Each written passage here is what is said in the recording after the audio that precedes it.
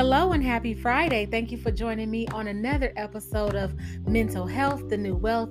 I am your host, Nikita Nicole, the Illuminist, and I am so excited that you decided to join me for yet another episode. Today's episode is a part 2 of episode 8, which was on PTSD. I had so many rave reviews, commentary, and feedback from that episode that I decided to run it back. So in this episode, I got a special guest, y'all. She is a dear friend with a beautiful soul. She is an entrepreneur, a business owner, an author, veteran, and a melanated all-around Renaissance woman. The special guest that we have today is Marcella Stokes. Now, you know I'm always transparent with you guys on what it takes for me to develop these episodes each week. So this particular week, I had to push past some perfectionist procrastination. I was not going to let that stop me from bringing you guys this episode this Friday. So in saying that, this episode is a little muffled because this is my first time conducting an interview over the phone. But regardless of the technicalities, I push through to make sure that I deliver for my Mental Health New Wealth family every Friday, 9 a.m. Eastern Standard Time, and this week was no different. This is Marcella's first episode on Mental Health, the New Wealth, but it definitely will not be the last. And regardless of the technicalities, the gems, the education, and the transparency she shares are definitely not diminished. I ask that you guys work with me through this as I work with myself and becoming better for you guys each week, and give me a little grace and compassion. I hope that this episode and the episodes that you have listened to prior have helped you in your mental health space and in your everyday life. So I want to thank you again for helping to make me better each week. And let's get into this episode. Before we get into this episode, let me say that I am not a licensed mental health professional nor a doctor, although I will host licensed professionals as guests from time to time. The mental health difficulties discussed on this podcast will come from extensive research, life experiences of myself and others, and are not to be taken as diagnosis, prescription, or cure to any health mental difficulties or disorders. If you are experiencing deep mental health difficulties of any kind and have lasted for any duration of time, please contact your local mental health professional for assistance with treatment. If you or someone you know is suffering with mental distress or thoughts of suicide, you are not alone. Please call the toll-free National Suicide Prevention Hotline, open 24/7 at 1-800-273-8255. Again, that is 1-800-273-8255. Now let's get into the episode.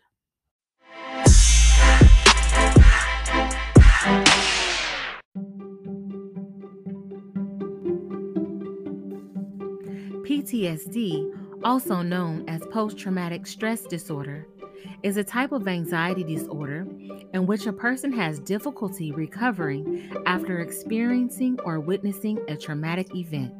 This condition can last for months, years, even lifetime, with triggers that can bring back memories of traumatic events, resulting in intense emotional and physical reactions and symptoms. Thank you for joining another episode of Mental Health, the New Wealth. I am your host, Nikita Nicole, the Illuminist, and we have a special treat for you today. We have a dear, dear friend of mine, Marcella Stokes.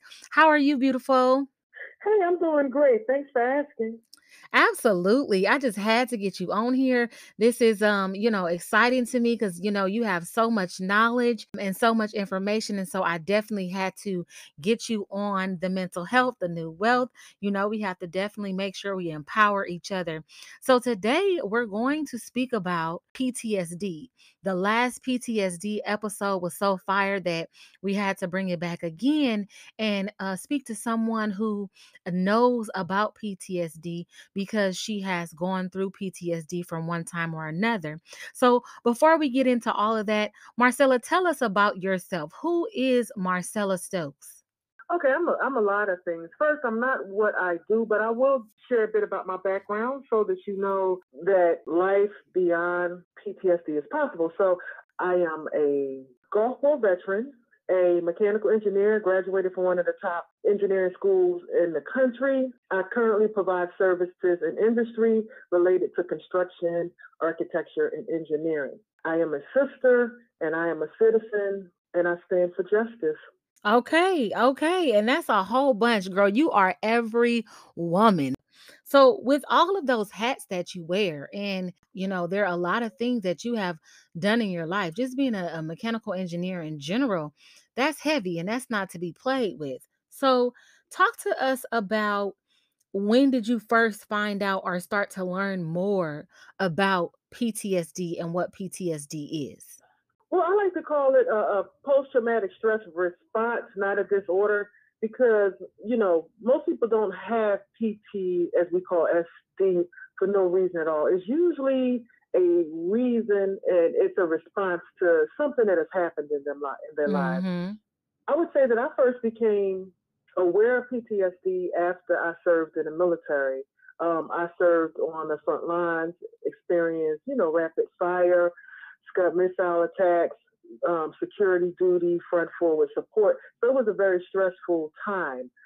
During my time in college, I began to notice that, and even before I'd say, but it became evident and it was diagnosed around when I was in college. My focus was off concentration, response to stressful situations. It was, I realized that it was something going on. And so I went and I got opinions. Wow. And so you were actually in fire, like you were in the military to where they were shooting around you and things like you were actually in war. Yeah. And I would say, like I don't take our freedoms lightly. There is a price Yes. to be paid. And like maybe PTSD is the price that, the currency that that a lot of us veterans we pay. It's about 80% of veterans, have 80 to 82 veterans are affected by PTSD. And in addition, since I knew I was speaking with you today, I went over some statistics. There's more than 3 million cases per year in the US. They state that it's a mental health condition that develops following a traumatic event characterized by intrusive thoughts about the incident and reoccurrent distress and anxiety, flashbacks, and avoiding of similar situations. They classify it as an anxiety disorder, and as you can imagine, living and operating under those conditions that I just described does introduce a certain level of anxiety. And so our minds have memory, and when a memory surface that causes different behaviors or emotions is classified as PTSD. Yeah, that is major. And those statistics are really important because there's a stigma with PTSD and, oh, you have this and you have that. But real talk, a lot of us, and you were speaking predominantly about the military community, but a lot of us are walking around with PTSD, whether it is diagnosed or not. Just some of us are able to know what is going on with us so that we can then address it. So, that is deep within itself. So thank you so much for that information and those statistics. I just want to remove the veil from over this topic. You are right. I also grew up in the inner city, and the inner city has certain situations that come along with it.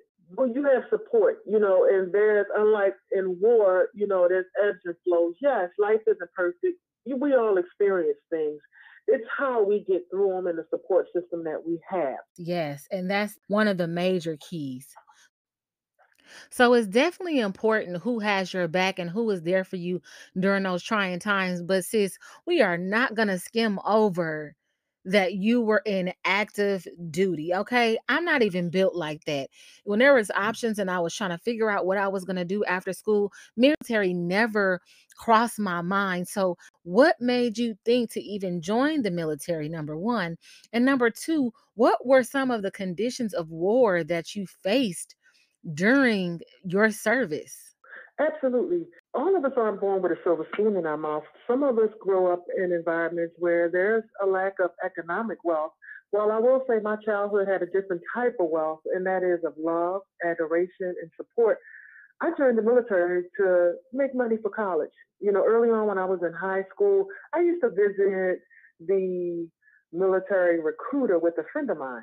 She was unable to join the military, so I stood in her place. However, I was about maybe 90 pounds soaking wet. We worked through it. The most profound thing about that situation was I wanted feedback from my mother, and she just basically encouraged me to make the decisions that I felt was best for my life. That Mm-hmm. was a very empowering thing to tell a 19, 18-year-old at that time. And I took it as approval, and I just went ahead and joined. Little did I know that I found myself smack dab in the middle of a major conflict. I was front forward support, so that means that I was there before, all the troops were on the ground. And I was on the front lines. I'm not even going to lie about that. I would have to say that even though it's changed my life, and the trajectory of my life immeasurably, it was an offer that was made and one that I accepted and one in which I also didn't fully think through. That's what I thought as I landed on the ground in Kuwait. Mm. I'd have to say my experiences or memories that I have of Kuwait provide glimpses of the most beautiful sunsets, deep moonless nights, sand, foxholes, bunkers, burning oil fields, sweltering heat, bid whiz games, security details, Mach 4 alert, Scud missile attacks, meals ready to eat, guard duty, camels, and surprisingly, Evian on water, which is naive spelled backwards, right? There were many, many memories. A lot of these, I was terrified for the most part. You learn how to operate under pressure. And I believe that conditioning, not a lot of sleep when you're at war, is what developed this.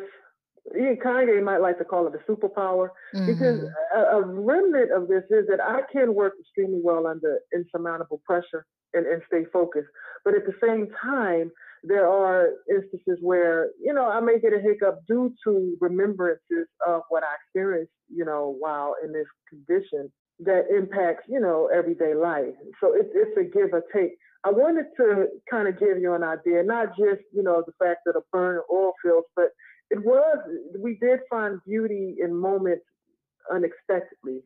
In this conflict, before I was old enough to buy a pack of cigarettes or even drink. Wow. And, I was a little bit bummed too because I turned 21 out there. And I had envisioned being 21 as being just, I romanticized it, but it was nothing romantic about it. I'm a part of a consortium of writers in Drexel University's Black Alumni Council's book titled A Legacy to Share, where we talk about navigating life's challenges and celebrating our greatest achievements. And one of the reasons I agree to tell my story is because it should be told. A lot of times, war is romanticized. They don't, many people don't understand the sacrifice that's made. Mm-hmm. And in addition to that, many people don't understand the unseen impact of war and conflict that troops experience that impact our lives forever. Yeah. And so, as I mentioned earlier, yes, I managed to graduate engineering school. I graduated with a 2.3 that I'm very proud of because it was during engineering school that I became very aware of my situation.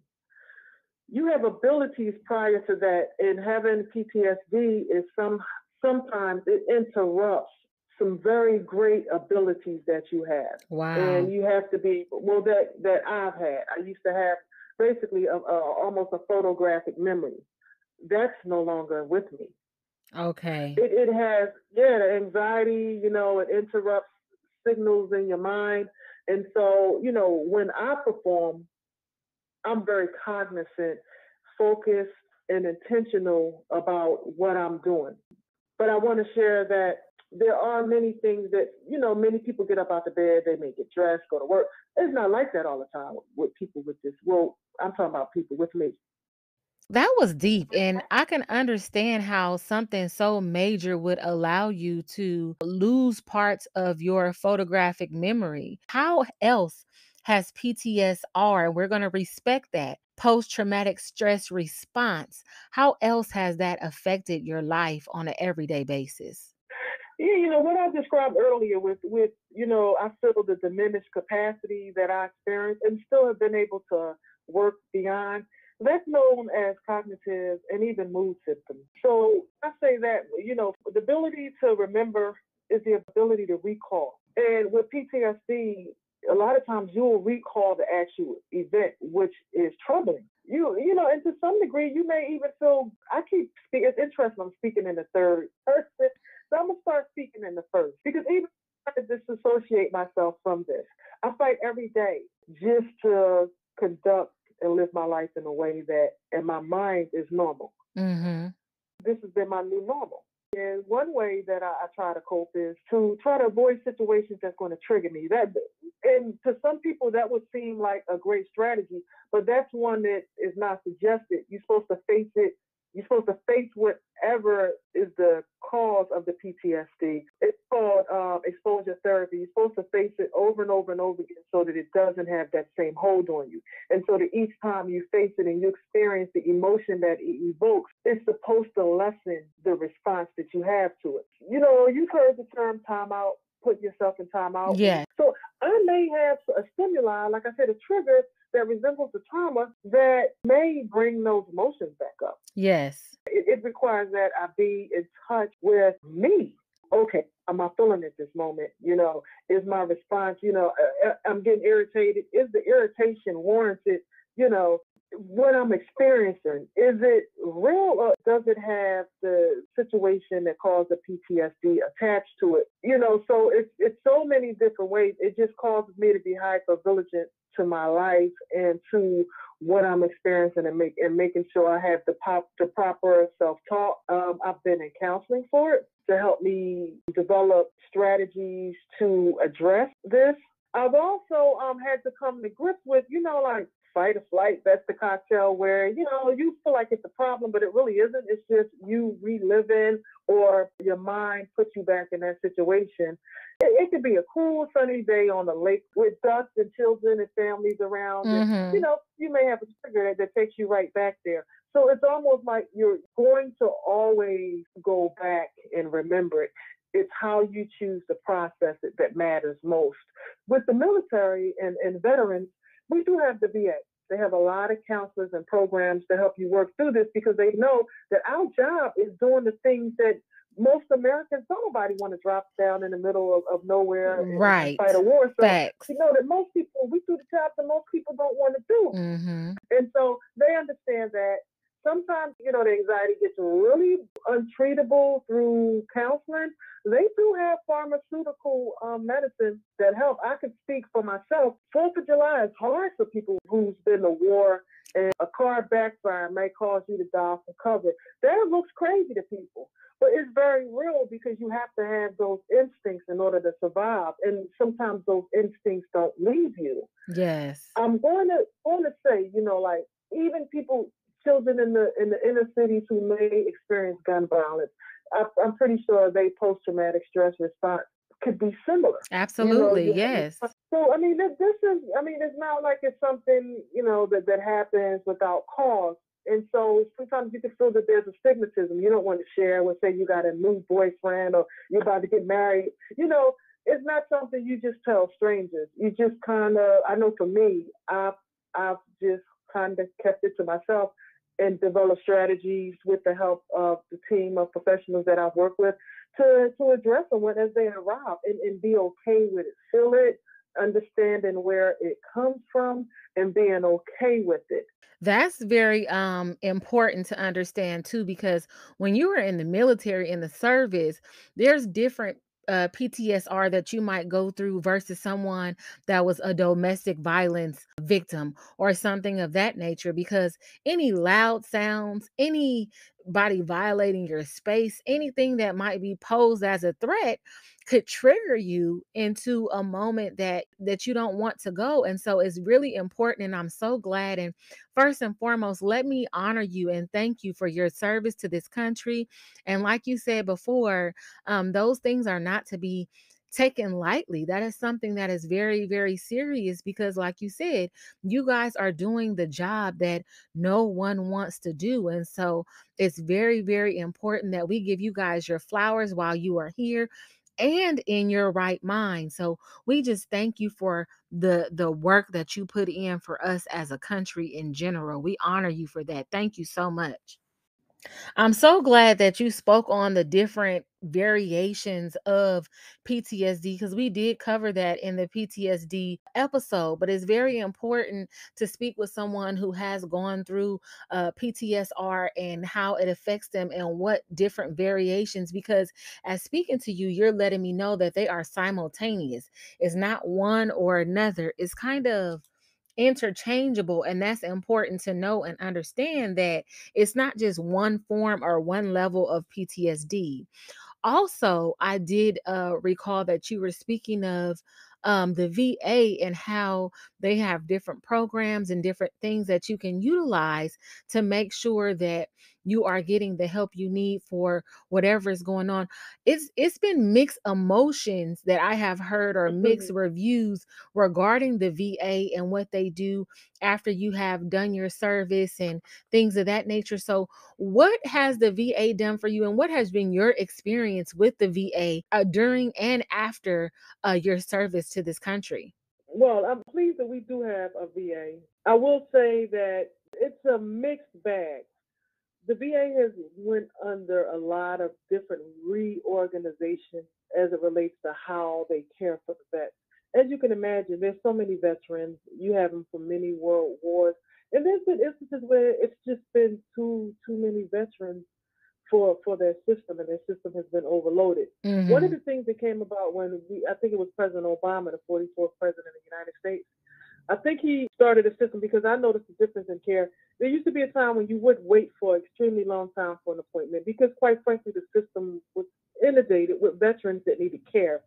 As a combat vet, I'm always welcome to actually go to the VA and be seen for anything that ails me.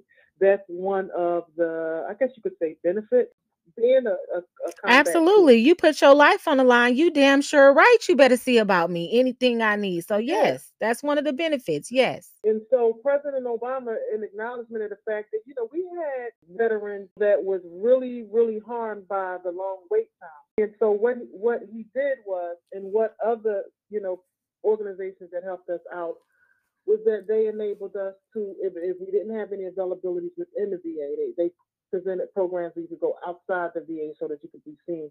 I found that to be helpful. The VA isn't a pretty state of the art hospital, because of its function. They have so many people going in and out. Mm-hmm. And because you have veterans from many different wars, and they have many different ailments, it's not what I would expect when visiting the hospital always, but it is good to know that it's there. Right. The military is always aware, through your social security number and your service. And for me, actually registering within various VAs, they know who I am. They have my medical history. So the good thing about that is your medical history is always available and there for not Yes. only you to see, but also the the physicians and various healthcare professionals to see. When I needed to get my COVID, I just went right down to the VA and I got my COVID, and I know it's annotated in my military records. So my records, just like the military when I was active duty, follows me into the VA to address issues with women, because you could get PTSD not only from violence but sexual violence. So we mentioned young children who might experience violence on the street.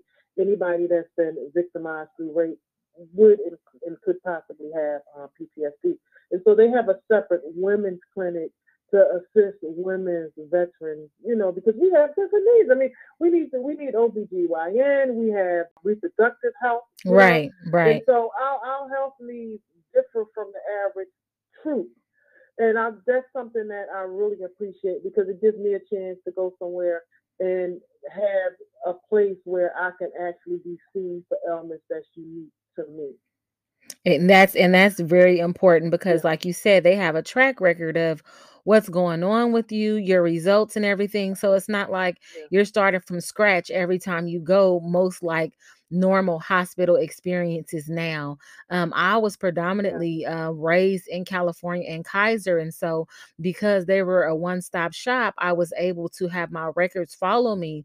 But now going over into other healthcare providers, Mm-hmm. it is something different, when you have to be responsible for making people sure that people have your medical records. So that is important that they Yeah. have that for you guys. So I'm glad that you have had a positive experience with the VA and that you were able to utilize them to the best of your ability for all the services that they were able to provide.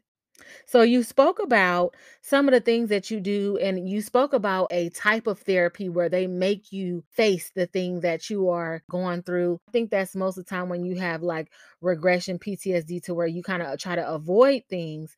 And like you said earlier, sometimes that's not the best way to do things. So speak about what you do spiritually, mentally, and physically on a regular basis to make sure that you are mindful of yourself and balanced. And you mentioned going within, that is something that's very important. And that's something that we encourage and speak about here on Mental Health, the New Wealth. But how do you go within? So I wanted to start with saying that, even when I tried prolonged exposure therapy, What was it you it's said? considered, Prolonged exposure therapy? yeah, and that's pretty much when you're exposed to situations that has caused the PTSD. Okay. Okay. So the idea is, like it's a type of psychotherapy specifically for PTSD, as far as I know. And I am no way a medical professional, but having experienced this, I could kind of explain a little bit what it is. Mm-hmm. So it's a specific type of cognitive behavioral therapy, and it teaches to gradually approach the trauma-related memories because it's the memories that pop up, just like throw a black eye and everything. The memories produce feelings, right? Mm-hmm. And they want you to deal with situations that you may have been, in that case, me, that I've been avoiding. So it's considered effective. For me, it wasn't effective. Everything isn't for everybody, and so for me, it just wasn't. But And I'm that's not going to say that interesting to think that they would think that if you had trauma for, due to a certain situation, that prolonged exposure to that trauma would help you. Like that doesn't make any sense to me. I know, but evidently it does. They say with each exposure, like when I think when a person has some type of fear of, let's just say, spiders or whatever, Mhm. and every time they see a spider and they run away. But the idea is that if they continue to be exposed, eventually at some point they realize a spider isn't going to hurt them. The Oh, spider I might even be in see. their mind. It might not even be real. So the fear should subside. It's almost like face your fear type of therapy. Right, right. I understand how that could be true in that scenario, but in the military, it's Mhm. like, no, y'all done went through too much to keep exposing you to that level of trauma, whether it be through movies, pictures, whatever the case. Like, you guys have experienced enough of that. But I'm sorry. Go ahead. Continue to No. This is all the point. So through my counseling, they have group sessions and stuff because sometimes you need a support system. The first thing I had to do was to learn what the heck PTSD was, Mhm. and I wasn't even aware that my behavior was any different. What happened when I left for the war, I was a different type of girl.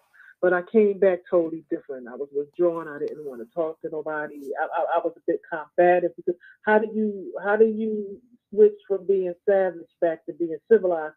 So for me, a single young lady, like I said, barely old enough to drink or buy a pack of cigarettes.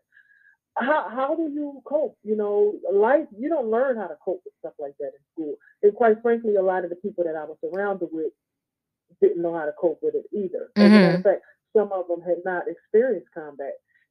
When I returned, my supervisors, like my main supervisors, leadership, noticed a difference in me. And so that was the first time. I stated that it was in college, but that was the first time external people noticed. You know, Okay. but it wasn't at that time. She's just wigging out, or they just saw a lot of troops coming back like that, and they figured we chill out with it. Some of the symptoms of it was extensive fighting, on the weekends. Troops fight on the weekends anyway, but when you are at such a heightened state, and we have an inability to, like we don't get the chance to process that, then Mhm. it may end up in some type of altercation, a fisticuffs. Right, So right. that's pretty common. But what I will say is that you can't have a physical when you're feeling things. So first thing is to learn about the trauma that you've experienced. Accept that it happened and learn how the PTSD resides, well, how it resides within the PTSD. Mm-hmm. The second thing is, like I said, join the PTSD support group. That's one of the things they have. That's the benefit of bringing all veterans together. They have PTSD support groups. Now, the main thing is just to relax, because sometimes, you could be on edge. Learn relaxation, yoga, meditation, or what have you, just whatever you need to do to relax. However, do not avoid drugs and alcohol. That is not a person with PTSD's best friend, I can tell you. Oh, to avoid. Okay, yeah. No, you gotta avoid. No, don't mess around with that. That's a recipe for a disaster. So not Another even thing, like marijuana or anything. Just avoid everything that is a stimulant. Yeah, I'm going to pretty much say any illegal drug. Okay, that Now, I sums will it up. say Yes. that, yeah, I will say that where marijuana is legal, that is a treatment that is used for PTSD. Now, I'm not sure if the VA uses it, but it is an accepted treatment for places where it's legal. Marijuana is legal. Mm-hmm. Because anxiety is closely related, and marijuana helps with anxiety. Mm-hmm. So I'm just saying, if you're in a place where it's illegal and you don't have permission to have that on you or in your system, you may want to you may want to steer clear. Yes. I'm not going to tell anybody what not to do if it's helping them. I'm just trying to be politically correct with this. Right. No, that's my disclaimer. So you should, like if the outdoors relaxes you, try some outdoor activities and spend time with positive people. I can't, like one of the things that brought me through this was mentors, positive people who was very gentle, because this is something I was ashamed of. And still, I don't tell people, hey, I have PTSD. I don't tell them that. They may suspect sometimes, but I never verify it. You know what I mean? Right. And so, if you can, like I said, like we all like to date. Most of us want to get married or whatever. We would like to have kids, I suppose. Mm-hmm. But you have to confide in somebody you trust. Yes. So surround yourself. The main thing when you're going through when you're in an unsafe environment, is feeling safe. You don't always feel safe. So if you can find environments where you trust it, it's non-judgmental, where you can unwind, be yourself, work through this, then that's fine. And, I would invite your audience to actually put in the comment section some things they do to cope. For the most part, what I find is that, even though I might appear to be pretty outgoing, I work at it because I want to be better at it. But it's not uncommon to avoid, spend a lot of hours alone, trying to unwind some things. Mm-hmm. It's been times when I've been triggered so bad in a professional setting that I've had to leave because I didn't feel that my response would be professional or acceptable or warranted. So I think the last piece I'm going to mention that most people will find useful is understanding your pulse. Take your pulse, develop a sense of self-awareness so that you're aware of what that line is. And so when that trigger hits or that memory hits, hey, you have some strategies to deal with it, or hey, if it's bad enough, you may need to seek help. But if you feel that you just need some alone time, then by all means take it. PTSD, a lot of times they will highlight people who was unable to redirect themselves and cause others harm. Yeah. I will say that one of the things that the VA does is the first thing they ask you when they realize they identify you, if you feel that you're going to hurt yourself or hurt others. Okay. Because, because I'm going to speak now to the person out there that may be experiencing PTSD for whatever reason. First of all, do not blame yourself for whatever the trauma is. That's number one, life happens. Do not blame yourself if you're unable to absorb it, to cope with it. If you're ruining your relationship, if you don't have a relationship, one of the side effects of PTSD is the inability to maintain relationships. Wow. For some reason. You can imagine. You just look it up. I already told you what it is. Basically, not being able to control emotions, right? But I can laugh about it. But I'm kind of making light of a very serious topic. But do not blame yourself. Mm-hmm. You know, embrace yourself in your ability to find the resources to assist you with it. And if you are someplace where you don't have that level of support, if you're having a crisis, go to the emergency room. If you feel that you may have some of the symptoms that I described earlier, talk it over with a trusted friend, colleague, or family member, and also talk it over with a counselor. If you have situations in life, because being a foster child can cause PTSD. Yes, Okay, yes. being up in the foster system. So like it's a lot that goes along with that, trying to unpack why your parents chose to, give you up for adoption. You may have experienced some abuse in the foster care system. You know, get the help you need in order to live the life you need to live. For me, this is a lifelong thing. I constantly speak life and positivity into things to combat part of, let's just say, imprints in my mind that the battlefield produced. But I Yes. realize that I am not the PTSD. I would say that is the quote for this whole episode. You are not PTSD. Anybody that is going through PTSD, PTSR, whatever you refer to it as, you are not alone, number one, and you are not PTSD. Even the birds outside was co-signing. The whole time they was quiet. But when you start talking about some of these things that you can do to make sure that you are balanced and just live a good life, that bird had to sound off. We love nature. And that's something that you can also do, as Marcella was speaking about, making sure you get out in nature, making sure that you get away from some of these additional stimuluses and you just relax and you are to yourself sometimes so that you can collect yourself and be at peace. Thank you so much, Marcella. This interview was everything. You gave me so much insightful information regarding PTSR and what it is, how you go through it on a regular basis, and even some things to look at so far as balance. So, where can we contact you? You are so insightful. I know you have a lot of things going on. Where can we contact you? How can people get in touch with you if they want to do other interviews with you also? And just let us know how to tap in with you on a regular basis. Absolutely. I'm always available. I live a life of service. My name is Marcella Stokes, and you can reach me at marcellastokes.com. MARCELLASTOKES.com. I am also on Gmail. I guess you could say Google. Mm-hmm. So I could be reached at Marcella, MARCELLA .Stokes @gmail.com. I am available for speaking engagements. I'm open about my experiences that I've had that led me to this moment and enabled me to experience and achieve what I have in life.